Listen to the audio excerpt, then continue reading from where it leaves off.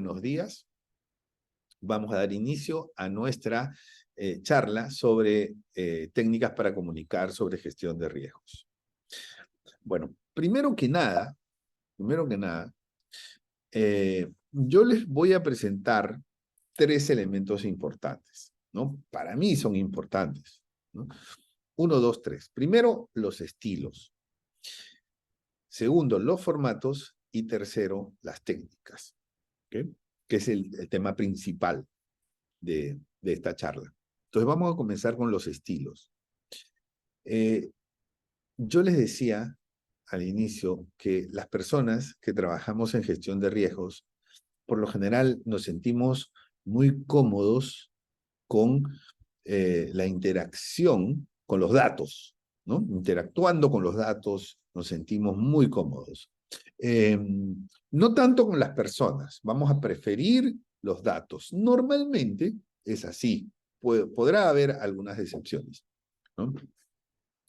Entonces, podemos estar, muchos de nosotros, sentados frente al computador 6 horas, 8 horas, 10 horas, 12 horas, y quién sabe, estamos felices, interactuando con los datos, haciendo numeritos, convirtiendo datos en información, generando esa adrenalina a través de la gestión de datos. Hay otras personas, tal vez las personas comerciales, ¿no? Son muy parlanchinas, les gusta estar conversando con los demás, llamando a los clientes, siempre enterándose de lo que está pasando, comunicando, interactuando, preguntando, respondiendo. Entonces, tienen tal vez un perfil más comercial y ellos prefieren estar, digamos, en la comodidad de la interacción con personas, ¿no? Entonces, los que estamos del lado de la gestión de riesgos, nos pasa también a los que estamos en control interno, cumplimiento, auditoría, ¿no? Y tenemos la gran oportunidad de poder mejorar la comunicación que tenemos con nuestros pares, nuestros subordinados o nuestros superiores. O los externos también, ¿no? Muy bien. Entonces, en cuanto a los estilos, ¿no? Por lo general, hay una tendencia a que tengamos un estilo un poco más complicado en la comunicación, a que esa comodidad que tenemos de interactuar con los datos nos lleve a querer presentar mucha información, ¿no? Entonces, el exceso de información hace que se cargue demasiado las presentaciones de apoyo, el lenguaje verbal que se comunica, y a veces terminamos, digamos, diseñando un guión o un libreto que es tan pesado, ¿no? Es tan pesado que dificulta la fluidez de la comunicación. Entonces, en pocas palabras, podemos nosotros resumir 2 estilos, el estilo sencillo y el estilo complicado, ¿no? Y aquí estoy usando, digamos, una pequeña metáfora para poder diferenciar el estilo sencillo. Entonces, en el estilo sencillo, ¿qué uso? Uso colores. En el estilo sencillo uso gráficos, puedo usar también algunos videos, dependiendo del tipo de presentación que sea, pero puedo usar gráficos, puedo usar cuadros, puedo usar títulos, puedo usar iconos, pero de una manera sencilla, sin cargar demasiado, ¿no? Entonces, en el estilo sencillo estoy diciendo, miren, aquí estamos gestionando los riesgos y tenemos identificación, valoración, tratamiento, supervisión. Ya está. Las 4 partes de la gestión. En el estilo complicado voy a poner lo mismo, pero en texto. Entonces, estamos complicando la cosa. ¿Por qué? Porque prácticamente estamos induciendo a nuestra audiencia a que lea. Y se van a cansar, ¿no? Es demasiada información.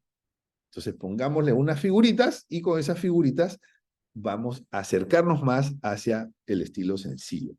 Entonces, algunas personas somos un poco detallistas con esto, y yo lo aprendí porque me tuve que preparar. Yo llevé un curso en España para poder hacer presentaciones, ¿no?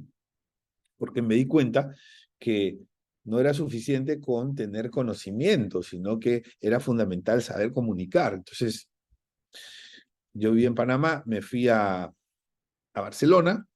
En Barcelona llevé un curso que se llama El Arte de Comunicar, y ahí me enseñaron, una de las técnicas que me enseñaron fue, le llamaban quitar ruido. ¿No? No es el ruido literal, es el ruido en sentido amplio, el ruido, todo lo que molesta, ¿no? Es decir, el ruido visual, por ejemplo, ¿no? Eh, entonces, dentro de los ejercicios nos ponían unas láminas y nosotros teníamos que ver qué cosa podíamos quitar de esas láminas sin que se pierda la esencia de la comunicación. Y a ese ejercicio le llamamos quitar ruido. ¿Qué cosa es lo que estábamos haciendo? Nos aproximábamos desde el estilo complejo, complicado, hacia un estilo sencillo, quitando ruido, ¿no? Y el profesor también era muy detallista, así como yo. Eh, y el profesor nos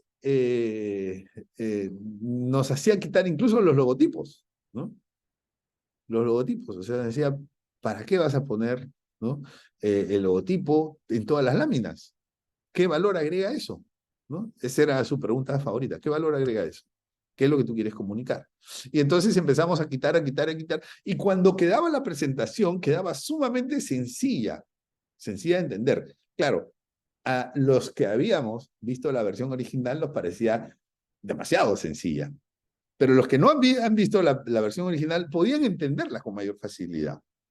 Entonces, mi primera recomendación es que hagamos esfuerzos para aproximarnos hacia el estilo sencillo a través del uso de colores, a través digamos, del uso de iconos, gráficos, cuadros, a veces también algún video o algún otro tipo de ayuda audiovisual que, digamos, haga más, entre comillas, digerible la comunicación. Bueno, entonces eso con relación a los estilos. ¿Okay? Ahora, vamos a los formatos. ¿Okay? Vamos a los formatos, vamos a los formatos. Entonces, cuando nosotros tenemos formatos, podemos hablar básicamente de tres formatos.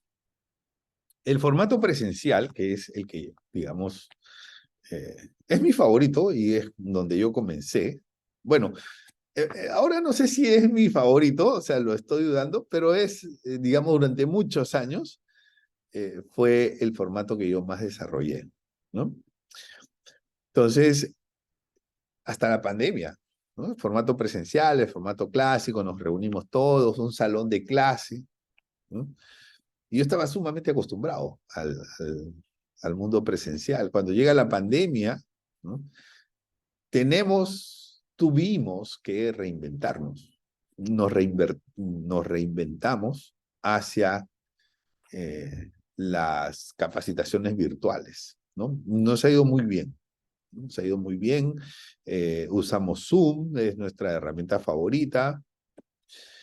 Y hemos aprendido a usar Zoom, hemos aprendido muchas cosas, ¿no? Y seguiremos aprendiendo seguramente. Entonces, y así llegamos al lenguaje virtual, ¿no? Perdón, en la comunicación virtual. La comunicación virtual nos permite tener acceso a personas que normalmente no hubiesen estado en una capacitación presencial. En las capacitaciones presenciales, cuando yo me iba de viaje, por ejemplo, me iba a Asunción, en Paraguay, solamente podían estar en esa capacitación los que vivían en Asunción, ¿no? Uno que otro de alguna provincia de Paraguay se iba a la capacitación, pero básicamente eran paraguayos. En las capacitaciones virtuales, nosotros tenemos gente de Paraguay, tenemos gente de Colombia, tenemos gente de República Dominicana, de Costa Rica, de Honduras, ¿no? Entonces, y eso es muy bonito porque uno escucha acentos, digamos, diferentes, uno también aprende de costumbres o de regulaciones distintas entre los países cuando se hacen los comentarios, así que también es muy, muy interesante. Pero se pierde en las capacitaciones virtuales eso que tenía las capacitaciones presenciales, que es yo le llamo la lectura del lenguaje no verbal. En las capacitaciones presenciales yo me daba cuenta cuando alguien se entusiasmaba por un tema, o cuando estaba aburrido, ¿no? O me daba cuenta cuando alguien quería preguntar, ¿no? O cuando alguien no entendía lo que yo estaba explicando. Entonces, ese, digamos, monitoreo eh, del lenguaje no verbal se pierde en el lenguaje virtual, ¿no? Ahora estamos en la comunicación virtual. Actualmente estamos en este formato, en este foro, en una comunicación virtual, ¿no? Entonces yo no sé si ustedes están contentos, si están tristes, si me están haciendo caso, si están haciendo otras cosas. Yo no sé que no puedo monitorearlos, ¿no? Pero tenemos la ventaja, ¿no?, que el número de personas que, digamos, ingresa a este foro virtualmente desde diferentes partes del mundo es mucho mayor que las capacitaciones presenciales y es, digamos, más eficiente. O sea, la verdad que sí. Porque cuando tú calculas, imagínate que hiciéramos este foro en Panamá, donde estoy. Entonces, normalmente lo hacíamos con desayunos, ¿no? Entonces tenemos ahí un costo del hotel, el costo de los alimentos, el costo del traslado. O sea, usted, digamos, cada persona que se traslada al lugar tiene que invertir media hora y ahora con las huelgas, una hora o 2 horas o 3 horas, ¿no? En llegar, ¿no? Media hora en llegar, media hora en regresar al trabajo. Entonces, ese tiempo, esa hora es valiosísima para ustedes. Eso no se tiene, ese costo no se tiene en las capacitaciones virtuales. Y además, el alcance es mayor, o sea, el beneficio es mayor. ¿Por qué? Porque puede estar personas de diferentes países, ¿no? Casi sin límite. O sea, hay un límite, obviamente, que es tecnológico, pero si lo pensamos bien, el costo es menor y el alcance es mayor. Entonces, en términos de eficiencia, consigues mucho más con menos. Entonces, las capacitaciones virtuales tienen esa ventaja. Y eso me ha gustado. Entonces yo les decía, digamos, lo presencial fue mi favorito hasta que empecé a descubrir a lo virtual, ¿no? Y descubrir a lo virtual me permite eso, ser más eficiente, ¿no? Estar desde mi domicilio, termino aquí, me voy al evento que tenemos en el Hotel Hilton, una movilidad. Eventualmente la semana pasada hicimos, digamos, la transmisión del foro yo la hice desde el aeropuerto, ¿no? Entonces, ese tipo de cosas se pueden hacer virtualmente, presencialmente no. Y es algo que uno tiene que evaluar. No les puedo decir cuál es mejor, porque eso depende de las características de la organización donde ustedes están. Yo recuerdo mucho una capacitación en un Banco Honduras. Yo me iba a Tegucigalpa en una fecha determinada y en Tegucigalpa me dijeron, señor, tenemos entendido que usted va a estar el lunes, me voy a inventar la fecha, ¿no? El lunes 11 y el martes 12 en Tegucigalpa dando un seminario. Sí, señor, ¿quieren inscribirse? No, no queremos inscribirnos. Esto es real. No, entonces yo dije, ¿para qué me llama? Sí, entonces sí va usted a estar, sí, sí, sí, sí, pero no se va a inscribir, no, no queremos inscribirnos. Dice, pero lo llamamos porque queremos una capacitación con usted. Ah, perfecto. Aprovechando que usted va a venir a Tegucigalpa, queremos una capacitación para nuestro equipo de trabajo. Entonces dije, ah, perfecto, porque ya no tienen que gastar boleto aéreo, no tienen que pagarme boleto aéreo, así que no hay problema. Entonces, por correo les digo, bueno, aquí está mi disponibilidad, yo voy el 11 y el 12, así que podría quedarme con ustedes el 13 y el 14 para la capacitación que desea.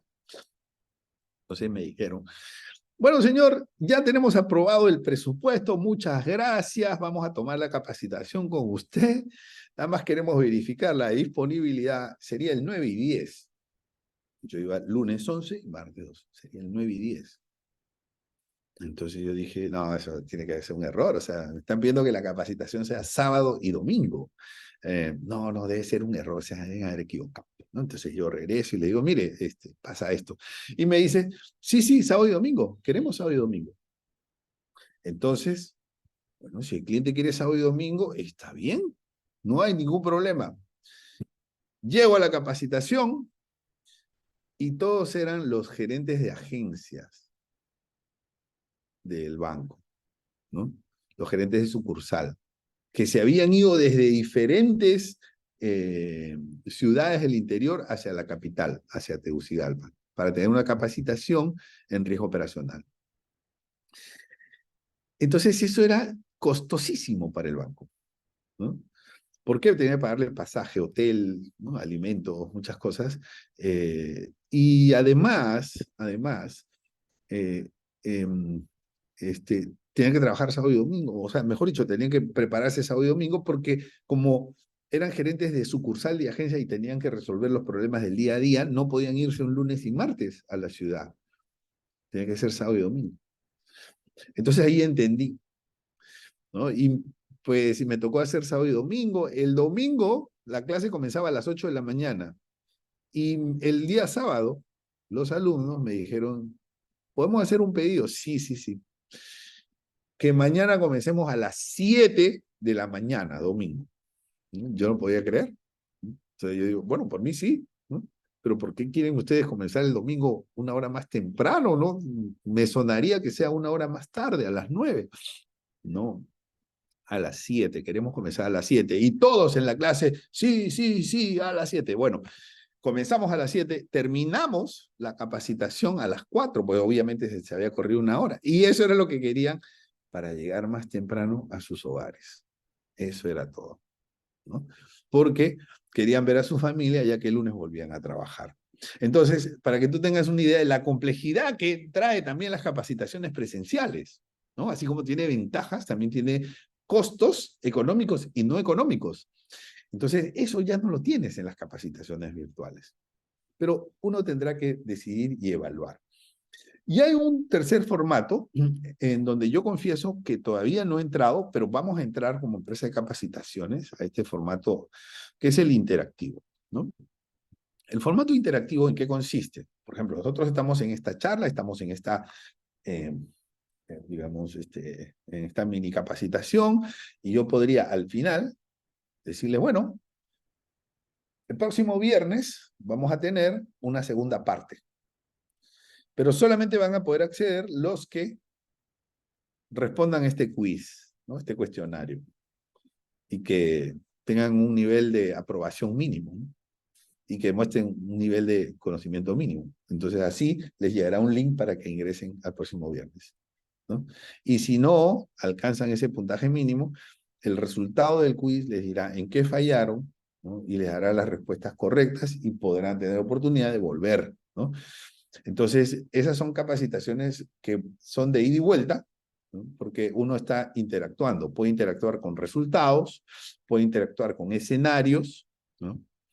Eso se da mucho, ¿no? O sea, por ejemplo, hoy en día ya hay series de televisión o series o películas incluso, ¿no? En donde los fanáticos de la serie votan para conocer o votan para que el director de la serie decida, ¿no? Cuál es el desenlace, por ejemplo, de la serie, ¿no? Me parece que en la famosa novela de Betty la Fea, me parece que hubo algo así, ¿no? O sea, los televidentes votaban y según el resultado de la votación, entonces Betty se quedaba o no se quedaba, ¿no? Con el novio, o sea, era como, eso es interactivo, ¿no? Eso es y funciona para las capacitaciones muy bien. ¿Por qué? Porque hay preguntas, respuestas, material de envío, material de regreso, hay niveles, hay etapas, ¿no? Hay diferentes formatos, o sea, en el interactivo digamos, hay varias opciones, se pueden incorporar juegos también, ¿no? Entonces, este es un formato que resulta también conveniente y es una tercera alternativa. Estas tres no son excluyentes, o sea, no porque escoja una, la otra ya no la puedo escoger. No son excluyentes, ¿vale? Bueno, y ahora ¿llegamos a dónde? Pues ahora llegamos a las técnicas, ¿no? Que es la tercera parte y que es el tema central, ¿no? Entonces yo nada más le voy a recomendar tres técnicas, así que para mí son las mejores, o sea, podría elaborar muchas más, hay muchas más, yo tengo más de tres, pero solamente les voy a poner tres. Y ahora entenderán por qué solamente les voy a poner tres técnicas. Bueno, primero, la primera técnica se llama regla de tres. ¿Qué significa la regla de tres? La regla de tres significa que tú escoges tres alternativas, tres mensajes y comunicas tres cosas. Y tú me dirás, pero Ernesto, pero yo quiero comunicar cuatro cosas, cinco cosas, todo lo que pase en mi organización, ¿no? Yo no puedo esperar hasta el próximo mes que tengo comité para comunicar todas estas cosas. No puede ser solo tres, tengo como 80 cosas que hay que comunicar. Bueno, está bien, toma esas 80 cosas que tú quieres comunicar y divídelas en tres partes. Cuando prepares tu guión en tu presentación, divídelas en tres etapas. ¿Qué es lo que hemos hecho acá?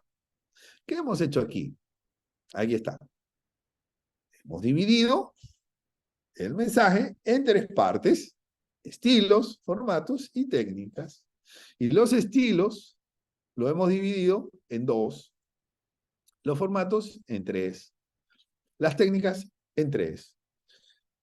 Entonces pueden ser en dos o en tres. ¿Y por qué en tres? Bueno, esto también lo aprendí en el curso de comunicación que llevé en Barcelona. Y la verdad es que lo practico y he comprobado que esto es prácticamente una ley. Entonces el profesor nos dijo, mira, divide todo y preséntalo máximo en tres partes, ¿no? Entonces nunca falta el curioso, el antipático que dice, profesor, y no puede ser cuatro. No, tres. ¿Por qué? ¿Por qué? Diga, ¿por qué? Explique, profesor, ¿por qué? Bueno, entonces él, para explicar, usó una técnica. Le dijo al que estaba preguntando, ¿cuál es tu teléfono? ¿No? Eh, y le dio un número, ¿no? Digamos, le dijo 22-952-08-253-23. Y el profesor anotó en la pizarra el número telefónico.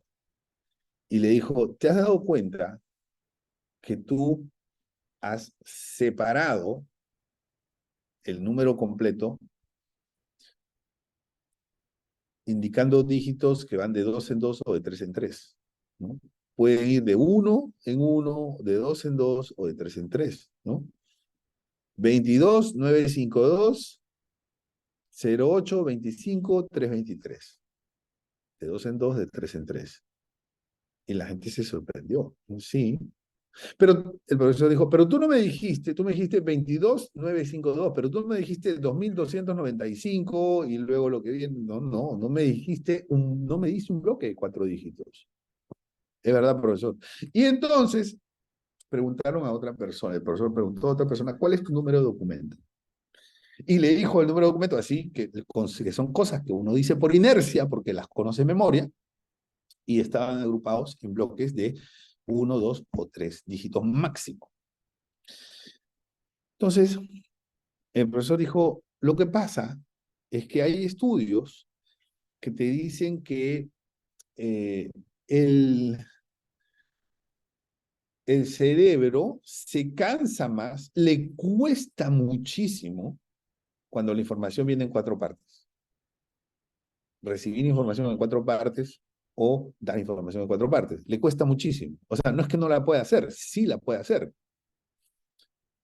Pero el nivel de esfuerzo es tan alto que la mayoría de las veces prefieren no hacerlo.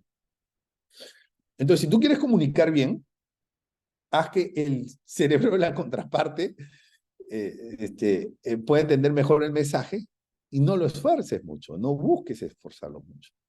Entonces, dale el mensaje en dos partes, o en una sola parte, o en tres partes, ¿no? Y así lo recordará mejor. Y yo he comprobado eso, porque yo llevé el curso en el año 2014, o sea, fue una de las mejores inversiones que yo he hecho en mi vida, ¿no? Y, y he comprobado con el tiempo que es así.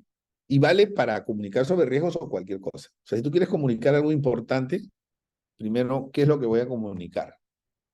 Ok, escoge dos o tres partes, dos o tres mensajes, dos o tres ideas, ¿no?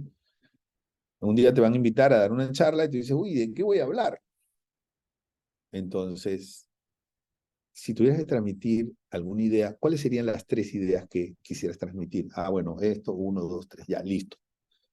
Y luego esos son tus tres capítulos. Y esos tres capítulos los preparas y cada capítulo, si quieres, lo divides en subcapítulos que pueden ser máximo de tres, ¿no? Ok. No es a veces hago excepciones a la regla, pero me parece una técnica sumamente útil, sobre todo para los que no la conocen y la empiezan a descubrir, ¿no? Van a potenciar muchísimo esa, digamos, capacidad de comunicación porque van a irse hacia el estilo sencillo del que hablábamos, ¿no? Va a ser mucho más fácil recibir el mensaje por parte de nuestra contraparte en la comunicación. Cuando pongas conclusiones también, ¿no? O sea, cuando yo comenzaba a hacer presentaciones, ¿no? En mis inicios, cuando era junior, entonces poner las conclusiones, o sea, yo ponía 14 conclusiones, ¿no? Mientras más conclusiones, mejor, más chévere, se nota que he trabajado más, ¿no? Con los años, cuando uno madura, uno se da cuenta que máximo 3, para que se quede en el cerebro de la contraparte. Máximo 3 conclusiones, ¿no? Puede ser una sola, puede ser dos, tres, no más de tres. Tú empiezas a poner 4 conclusiones, entonces te corres el riesgo de que eso sea difícil de asimilar para la parte que te está escuchando, ¿no? Para, para el receptor de la comunicación.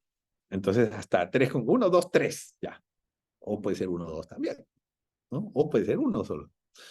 Bueno, no se olviden de eso. ¿Qué más? Las metáforas. Esa es otra técnica. O sea, las metáforas que nos permiten hacer comparaciones, ¿no? O sea, eh, las metáforas son como una llave en donde nosotros ponemos esa llave en una cerradura que está afuera de nuestro cerebro, abre y el cerebro tiene como una apertura y hace que todo lo que reciba, lo reciba de una manera más sencilla, ¿no?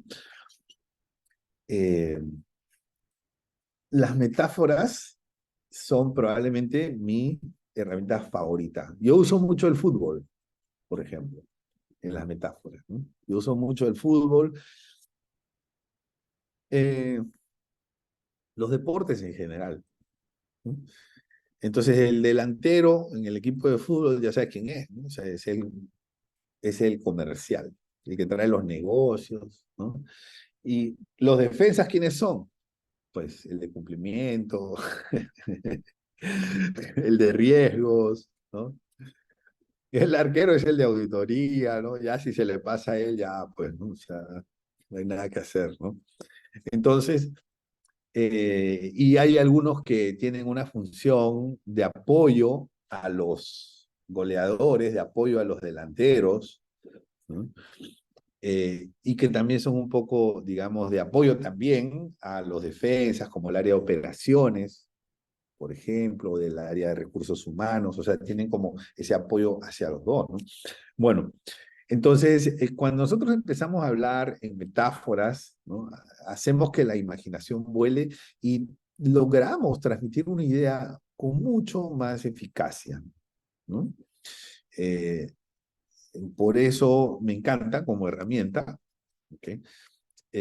Yo he hecho muchos esfuerzos en tratar de comunicar a través de metáforas. Los que han estado en los cursos míos saben que me encanta usar metáforas. Siempre estoy diciéndoles, por ejemplo, imagínate que estamos en un avión y pasa esto.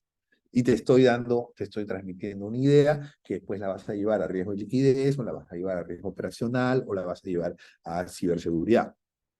Bien. Y finalmente, la tercera herramienta es lo que se conoce como el storytelling. El storytelling es, es un arma muy potente, es contar historias, ¿no? Si tú quieres comunicar mejor, empieza a contar historias. Pero Ernesto, ¿cómo estás pidiendo que yo cuente una historia?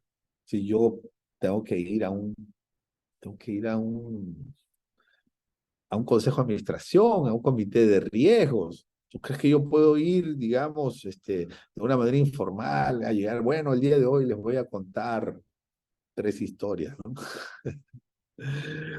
Eh, Vamos a responder esa inquietud. El mejor discurso de la historia reciente, ¿no? O uno de los discursos, digamos, más valorados en la historia reciente, es el discurso de Steve Jobs en la Universidad de Stanford. Ustedes busquen Steve Jobs, Universidad de Stanford, ¿no?